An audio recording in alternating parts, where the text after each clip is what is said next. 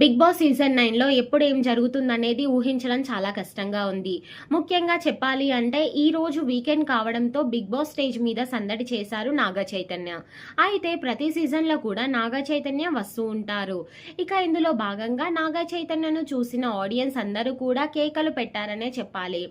అయితే ఎప్పుడు big boss హౌస్లోకి వచ్చిన ప్రతి సెలబ్రిటీని కూడా హౌస్లో ఉన్న కంటెస్టెంట్స్తో గేమ్ పెట్టిస్తారు.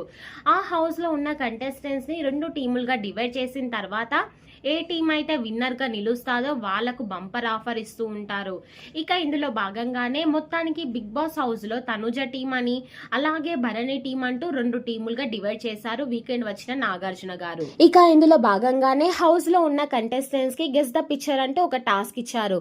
ఎక్కువ ఎవరైతే పిక్చర్స్ ని గెస్ చేస్తారో వాళ్ళకి ఈ టాస్క్ లో పాయింట్స్ వస్తాయి, వాళ్ళకి ఒకరికి బంపర్ ఆఫర్ ఉందంటూ తెలియజేశారు.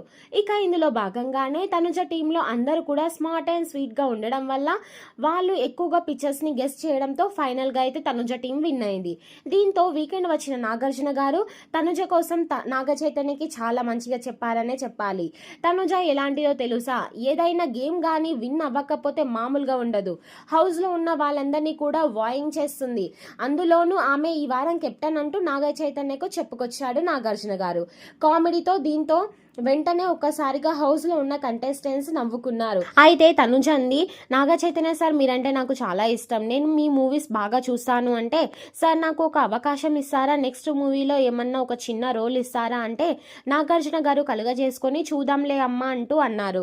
సో ఏది ఏమైనా సరే తనుజ టీం విన్నర్ గా నిలవడంతో తనుజ టీం అందరికీ కూడా అన్లిమిటెడ్ చికెన్ పాస్ చేశాడు బిగ్ బాస్.